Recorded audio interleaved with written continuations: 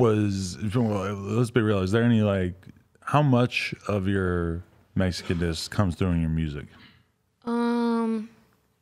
I might say a couple bars in Spanish every now and then. I have songs in Spanish, you know, like I'm talking about like on the whole other spectrum of the music fucking graph, whatever the fuck it's called. Tati style songs? Yeah, like fucking Osuna type shit. Like I have some shit like that in the vault. Oh, really? Yeah. That's why it's hard because like I'm, you know, like people perceive an image of you regardless of who you are. People never gonna know who you really are. It's always what people think, you know? Yeah, and you are part of like multiple different like identity groups that in rap have been emerging but are not like fully fleshed out as like obvious things. Like, you know, we're currently going through like the Hispanic or Latino like revolution in like hip hop music as well as like the female revolution in music, it feels like. Yeah, of course. Like I like how people look at me right now, you know, like I don't want to give off, oh, I'm gangsta, I'll beat a bitch up. Like, I don't care about that. I know what I'll do at the end of the day. I know what I'm ready to get down with, get shit bracking. I know, like, as long as you know within yourself, it don't matter what nobody say. You beat a lot of girls up in your life? Yes. Okay. My first fight, I was like 13. I fought like a 17-year-old girl who was on meth.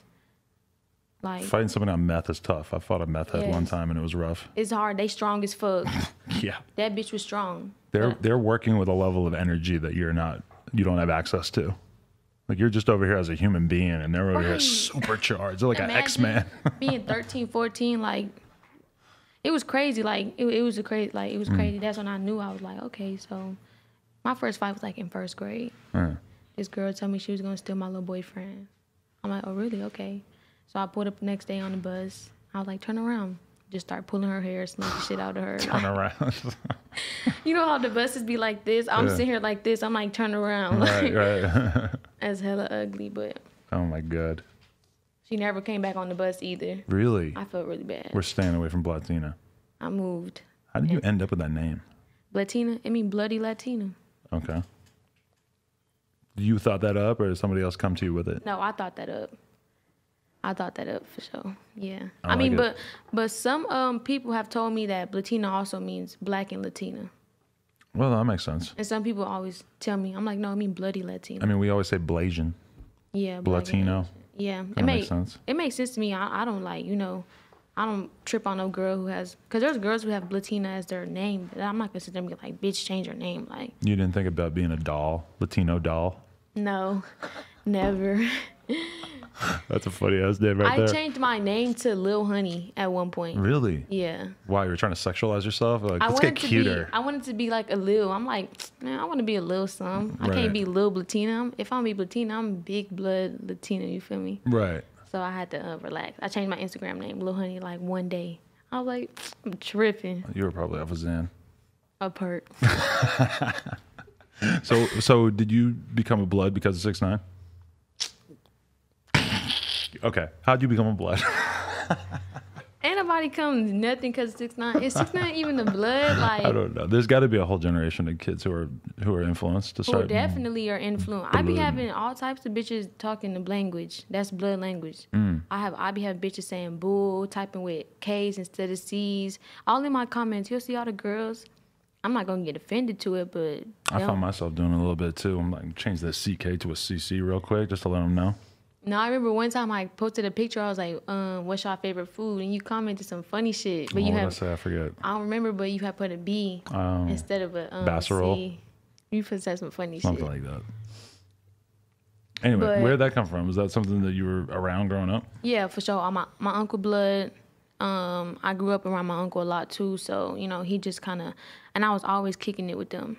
My uncle was always around bloods and always around the gang, you know. And since it was just so much hectic, you know, my mama was working all the time.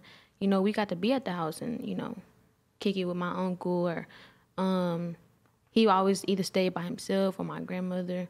So, you know, we would go to our grandmother's house a lot. He'd just have the whole gang there. And they're like all my uncles. Always showed out, you know, always showed love, protected me.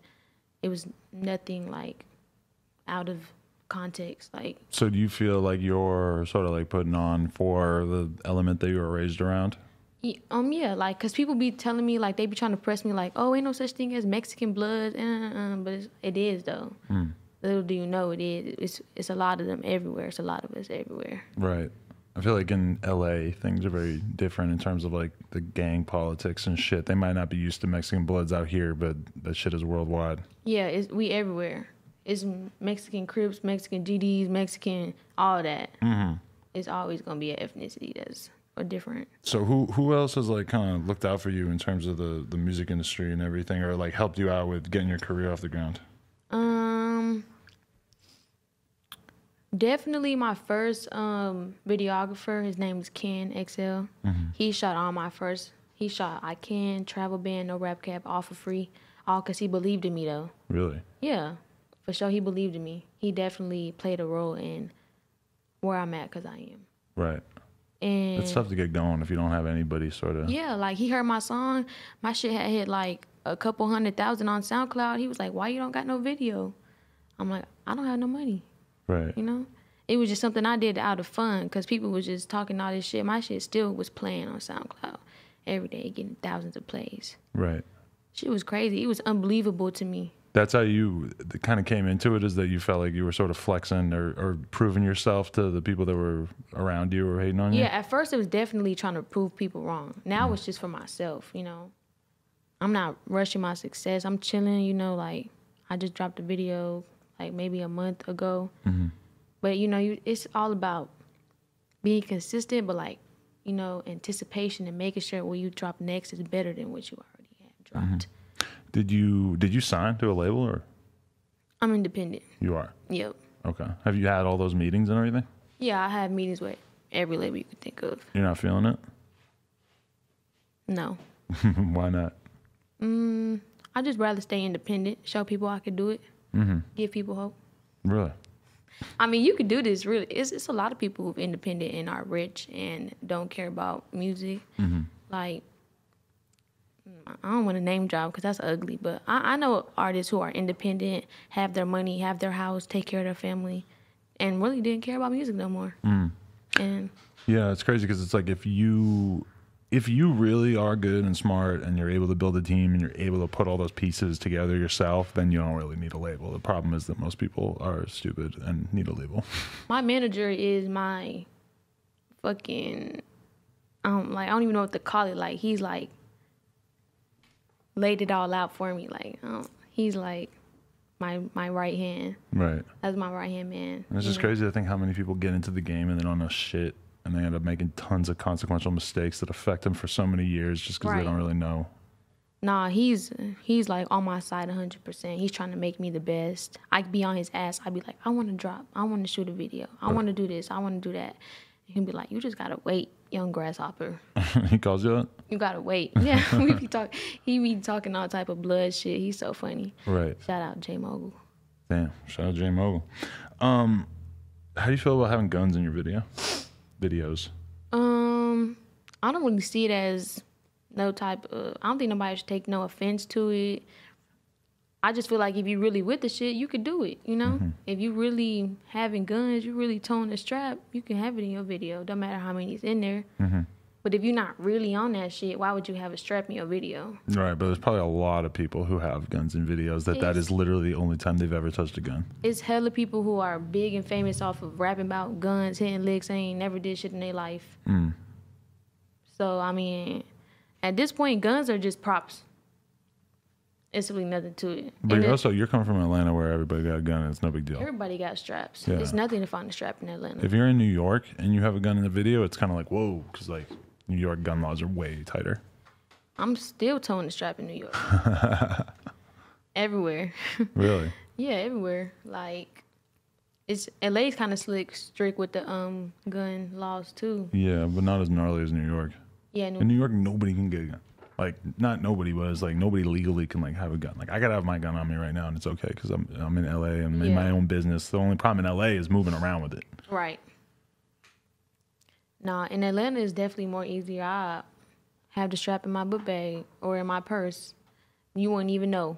I'm just walking around fucking Walmart or some shit. Oh yeah, in Atlanta, it's up in Atlanta. You ever shoot up a Walmart? No. For I wouldn't deals? do that For to falling no innocent prices? people. I done took shit out of Walmart. Me too. But I ain't never shot up no Walmart. Not robbed it? No, I remember taking shit. My mama was locked up at one point, and we ain't have nothing in the house. Me and my brother would walk to the Walmart with big-ass clothes, big-ass book bags, stuff that shit with hella food, hella clothes, and With walk your out. mom? No, my mom was in jail. Oh, okay. But with your other family members? Yeah. Wow. I used to have a jug at Walmart where you go in. Somebody put me on this. I did it one time. I was fucking scared to do it again. You go in. They were like, you got to get like these bottles of vitamins or like anything in that section. And then you go to the pharmacy area and you return them. And you just say, boom, return this. And they'll give you cash for it. Oh, yeah, that's the jug. And I got like $50. It was the best $50 I ever made. And then what you can also do, well, I mean, it's a busted jug now, but we used to, my homegirl, she used to have people go to the Walmart for her, return shit, put it on the gift card, and then go to the self-checkout, cash back from the gift card, and you would get your cash back. Mm-hmm. I mean, the jug busted now, though. You're not getting no cash back from no Walmart gift card now, but Right. before it was, or, this is hella ugly to talk about, but I mean, shit, your struggle Air make it out. you. This is what the people want. No, like, I remember, bro, you could take shit, like, if you would find something that costs like $1, or, you know, like in a cake section that costs 99 cents, you just rip the little sticker off and put that bitch on something that costs $100 and just scan that hoe. I used to work at Walmart and steal the little stickers and still be jugging out of Walmart. Right, yeah. Like you can't, for me, I'm the type of person where I could never work somewhere without constantly just thinking about how I was going to rip them off. That was my last job. I have a picture, still have a screenshot of my, I'm saying, you know what, fuck this shit. Like, I'm finna rap for real. I was a cake decorator at Walmart. Really? Yeah. Did you ever get asked to make a cake for a gay couple and you refused? No. You were down? I'm pro all of that. Okay, good. Me too. I'm not anti nothing. Live your best life. LGBTQ. I still feel though, like if you own a fucking cake shop and you're a homophobe, then fuck it, you shouldn't have to make a fucking cake for them. I mean, shit, really, people can do whatever they want. Yeah. Who are we to tell anybody? That's facts. Are you 100% heterosexual? Okay, I think I remember this from the last interview too. You be shooting these big ass words, be having me having to think real quick. I'll be like, wait, what Okay, that let me mean? rephrase. Is you gay? No, I'm not gay. Okay. But I first dated a girl in middle school. Really? That was before you dated dudes, you were dating a girl? Yeah, her name was Mariah. Mariah. Carrie? No. Okay. That's crazy. I still remember her name. I mean, that's kind of like something. I mean, your first relationship is a girl. Oh, yeah. My first relationship was a girl for sure. Really, all of them. Duh. I did. I don't read gay to you? No. Well, at least I got that going for me. You be doing your own thing. Yeah, I'm all fucked up. Everybody, you just gotta let you do whatever you do. I went on Twitter and I was like, why Adam 22 be capping so hard? And they all started talking shit. I'm like, I'm talking about the interview. I don't know what y'all got personally going on with him. Oh, you said that and then people started saying shit to you? Oh, God, I can't even imagine. Yeah. I'm like, y'all got some personal problems with him. I'm talking about why he ain't did my interview yet. I'm here for the shit talk. I don't think I saw that, though. I ain't gotta look at it. I'm going to go fucking research. I'm going to look through months of your Twitter to find that. No, it was like the other day. Oh, really? Okay, Yeah. so it should be easy. It was like the other day. Oh, God. I just add you. I have weird shit written down, like, from my notes that I wrote for you, like, 5 months ago that I don't even remember anymore. But I wrote down, fake ID. Were you lying about your age? And I don't know what that refers to exactly. No. I don't know what you're talking about. Really? You never asked me that in my last interview. I didn't? So you never had, like, a thing where did you ever have fake ID? I did have a fake ID at one point, but that was like to buy alcohol, you know, like not no shit to just. No terrorism. I mean, shit, you might get pulled over and give them the fake ID and you just pray to God that they don't fucking know that's not you. Right. That's only ever happened one time though, and I did not get caught, and I never did that shit. You gave the cop a fake ID and he didn't know? Mm-hmm. Wow. That's amazing. Was it out-of-state ID? Yeah. I was in Atlanta. It was a Florida ID. I used to be friends with a dude who would just make fake IDs for people for like a business, and he would take all the identities of the people that we went to high school with, and he would use those to make fake IDs for everybody. That's lit. It was pretty lit, to be totally honest. I don't know. Fake IDs though, like I be using my friend fake ID. I don't even have no fake ID. All right, what are you, 20? No. My birthday coming up. You're about to be 21? 19. 19. Holy shit. You're very grown for your age. That's what a lot of people say. I just be chilling though. I don't know. I just had to grow up young. A lot of people did. It just depend on the path you take. Either you just gonna stay doing whatever you do, feeling like, you know, I don't know, like people just take their struggle in the wrong way and handle it differently. Right. I was like, fuck that. I'm tired of living in Clayton County. I'm tired of being broke. I'm tired of having a jug. I'm tired of having a trap. I'm tired of all this shit. Who's from Clayton County? Is it Waka? Yeah, Walker. Waka, because I'm just like trying to remember who I always heard shout that out. Yeah, Walker Flock from Clayton County. So he was a big blood influence on you? No. He did hit me up though when I first was rapping, when I first dropped my first song. Really? And he showed love? Followed me. Yeah, he followed me, showed me love. This one guy was trying to get me to do a not an interview, but like sit down with him on some A&R type shit. Uh-huh. And Waka said no? No, he wanted to do it. Oh, okay. I was just too busy. Like when I first started rapping, I was still broke. You know, I was still having to do shit that I didn't need to be doing. What were you doing to make money when you first started? I was just jugging, trapping, you know, like scamming the cards and all of that shit. Really? You were with the cards? Yeah, but that shit is a dub. Like that shit really come back to you. Really? Yeah, all that scamming shit, scamming people, innocent people out their money. I feel so lucky that I did all this scamming when I was young and I never got caught. Yeah, never getting caught, but that shit should have turned back on you. I didn't get caught because I was doing it in 2003, where it was really hard to catch people for that shit. I assume it's really easy to get caught now. It's easy now, but I ain't never get caught up that shit. I was going in T-Mobile with a fake ID, buying 10 phones with a fake card, fake ID, having to memorize the birthday, the date, the social security, the expiration date on the ID within one day. I remember I went into like KB Toys or some shit and I bought like 10 Xboxes and I was explaining that we were having a party for my little sister and that I needed 10 Xboxes because we were going to give one to every person. It might not have been Xbox. I forgot what system it was at the time. Probably like Nintendo or some shit. But I was having so much fun with it, just lying and like making up a reason why I would have to buy something that, like, why the fuck would anybody have to buy that? It's crazy because, like, if you look at the deeper version of it, or like if you really like go deep into it, that shit reflects your personality. You have to be such a good liar that, you know, you fuck around and start really lying in real life. You know, like lie to your parents because, you know, where you getting this money from? Or my mama never even knew I did any of this. If she ever watched this interview, it's her first time knowing that I used to scam, sell drugs. Well, she knew I was selling drugs at her house one time, but I don't think she really knew it was me. Like, she what kind of drugs? Process it was me. Perks and gas. Okay. Some weed. Selling weed in Atlanta is still a viable hustle?